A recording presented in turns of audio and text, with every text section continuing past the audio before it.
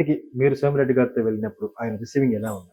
చాలా మంచి వ్యక్తి అండి. అసలు ఎవరు ఏంటని వెళ్ళిపోయినా కూడా పలకరించడం కానీ మనిషిని గమనించుకుంటారు. మహిళ ఉంది అనేసి very soft nature. Very soft nature. Okay.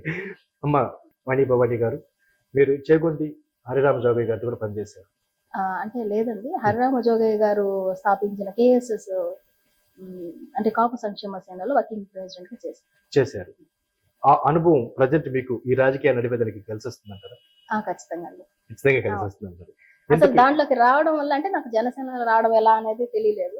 First KSS లోకి రావడం జరిగింది. ఆ తర్వాత మెల్లగా జనసేనలోకి రాలేదు. అందులో సురేష్ గారు ఆ మాటలు, ఆ వ్యక్తిత్వం గానీ అంతా నాకు ఇంట్లో ఉంటుంది. అంటే పవన్ కళ్యాణ్ గారిని చూసినట్టు ఉంటుంది. వాస్తవం చెప్పాలంటే పవన్ కళ్యాణ్ గారిని చూసినా నాకు ఫిల్టర్లెస్ వాయిస్, స్వార్థం ఉండదు, వ్యక్తిత్వం మంచిది. మనం ఏదో లబ్ధి పొందాలనో ఇంకోటి ఆలోచన ఉండదు సురేష్ గారు. అంతా పవన్ కళ్యాణ్ లాగా ఉంటది నాకు. అందువల్ల దీనిలోకి రావడం జరిగింది. ఓకే. సో నాయకుల్లో ఉండే లక్షణాలే సర్వేపల్లి నియోజకవర్గ ఇన్ఛార్జ్ సురేష్ నాయుడు గారిలో ఉంది కాబట్టి మీరు జనసేన పట్ల ఆకర్షితులయ్యారు. సురేష్ నాయుడు గారు ప్రస్తుతం పోరాటాలు చేయడంలో దిట్టైనటువంటి సోమిరెడ్డి గారితో జత అయ్యారు. వీరిద్దరు కూడా ప్రజా సమస్యల పట్ల బాగా పోరాటం చేసే వ్యక్తులే, స్ట్రైట్ ఫార్వర్డ్ వ్యక్తులే. వీరిద్దరి కాంబినేషన్ ఎలా ఉందంటారు? 100% పర్ఫెక్ట్ కాంబినేషన్ అండి. Perfect combination. 100 days block buster. Okay okay okay okay. So మొత్తానికి సోమిరెడ్డి గారు సురేష్ నాయుడు గారి కాంబినేషన్ సూపర్ గా ఉందంటారు. ఇది సక్సెస్ అవుతుందంటారా? ఖచ్చితంగా అండి. దానికి తగ్గట్టుగా మేము కూడా వర్క్ చేస్తాము. సోమిరెడ్డి గారిని గెలిపిస్తాం.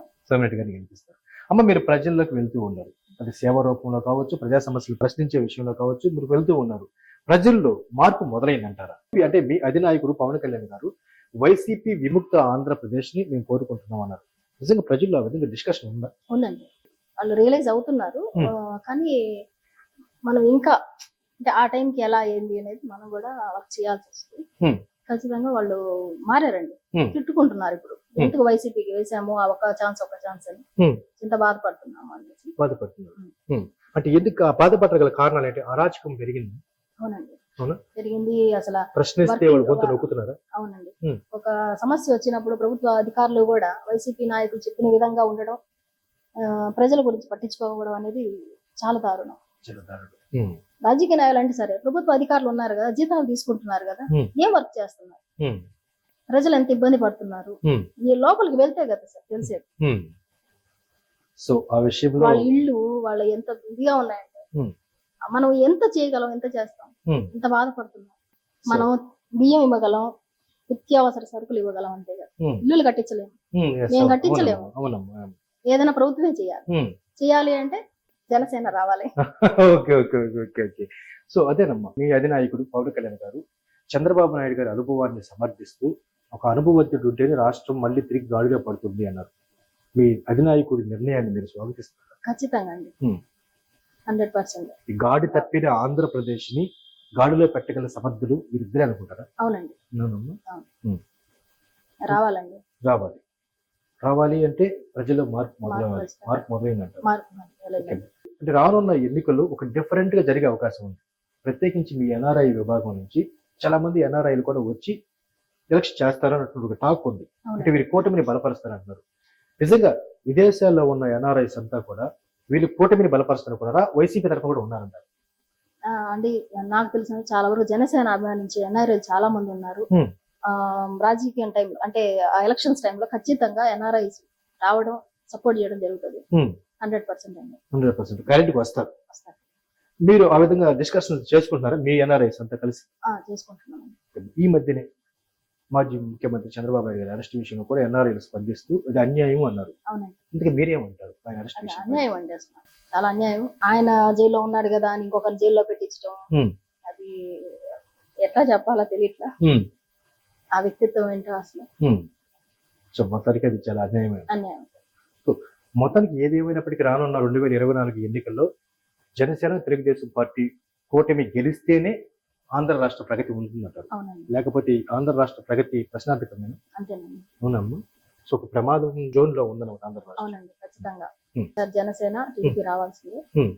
వస్తేనే మన ఆంధ్ర రాష్ట్రం యువత, రైతులు అందరూ బాగుంటారు.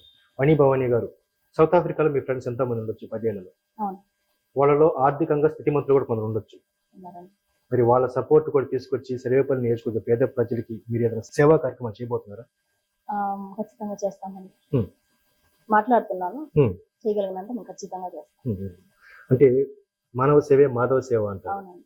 ఎక్కడైనా ఒక పేదవాడికి సేవ చేసేది దేవుడికి చేసినట్టు. సో ఈ రకంగా మీరు అడుగులు ముందుకు వేయబోతున్నారమ్మా. అవునండి. ఖచ్చితంగా. పార్టీలు పక్కన పెడితే సేవా గుణంలో ముందుకు వెళ్ళాలని మీరు ఏమైనా ఆలోచిస్తున్నారా వాణిబాబు గారు? ఖచ్చితంగా చేస్తున్నానండి. హ్మ్. ఇప్పుడు కల్పవృక్ష అని చారిటబుల్ ట్రస్ట్ కూడా ఓపెన్ చేయడం జరిగింది. మీరమ్మా అవునండి. ఫౌండర్ మీరేనా? అవునండి. నేను Very good. చైర్మన్ని. Okay. దాని నుంచి కూడా నేను వీలైనంత వరకు చేస్తాను. చేస్తారా? ఓకే. అది సర్వేపల్లి నియోజకవర్గ ప్రజలకే కాకుండా ఎక్కడ ఎక్కడైనా సరే. హృదయం ఎక్కడ ఆపదలో ఉన్న వాళ్ళకి ఆపన్న హస్తాన్ని అందిస్తారంట. ఓకే. సో ఒకవైపు రాజకీయాలను చూసుకుంటేనే మరోవైపు సేవలో ఉండాలనుకుంటున్నారు. అవును. ఓకే. ఇంటికి పిల్లలు ఎంతండి? ఎంతమంది? ఇద్దరండి. ఇద్దరు. వాళ్ళు కూడా సౌత్ ఆఫ్రికాలోనే ఉన్నారు. లేదు, బాబు ఎంబీబీఎస్ చేస్తున్నాడు. Hmm. పాప వచ్చేసి ఇంటర్. Okay okay. సో మొత్తానికి రాజకీయాన్ని ఒక బాధ్యతగా తీసుకుంటున్నారు. అవునండి. అంటే ప్రజాసేవలో తృప్తిని వెతుక్కుంటున్నారు. అవును. ఇంతకీ సినిమాలు ఏమైనా బాగా చూసేవాళ్ళు మీరు మామూలుగా? అన్ని చూడను, పవన్ కళ్యాణ్ గారిదే వస్తే చూస్తాను. అంటే మీ అభిమాన నాయకుడు ఆయన. అంతే. రాజకీయాల్లో మీకు నచ్చిన వ్యక్తి ఎవరు? పవన్ కళ్యాణ్ గారు. పవన్ కళ్యాణ్ గారు. ఓకే అమ్మా, ఆఖరిగా చెప్పండి, సర్వేపల్లి నియోజకవర్గంలో మీరు ప్రజెంట్ జనసేన పార్టీ తరఫున వేరే మహిళ పాత్రను పోషిస్తూ వస్తున్నారు. అవునండి. మీరందరూ కలిసికట్టుగా కూడా ఉండాలన్నారు. సోమిరెడ్డి గారు పోరాటం చేయడం దిట్ట, ప్రజా సమస్యలు తీర్చడంలో ఆయనే సాటి అన్నారు. వారికి తోడుగా సర్వేపల్లి సురేష్ రెడ్డి గారు జత అవ్వడం నాకు సంతోషం అని అన్నారు. మరి సర్వేపల్లి నియోజకవర్గ ప్రజలకి మన ఛానల్ తరఫున మీరిచ్చే సందేశం ఏంటి? అందరికీ నమస్తే. నా పేరు వాణి భవాని. ఇన్ఫీగ్లో సాఫ్ట్వేర్ టెక్నాలజీస్ కి సీఈఓగా చేస్తున్నాను.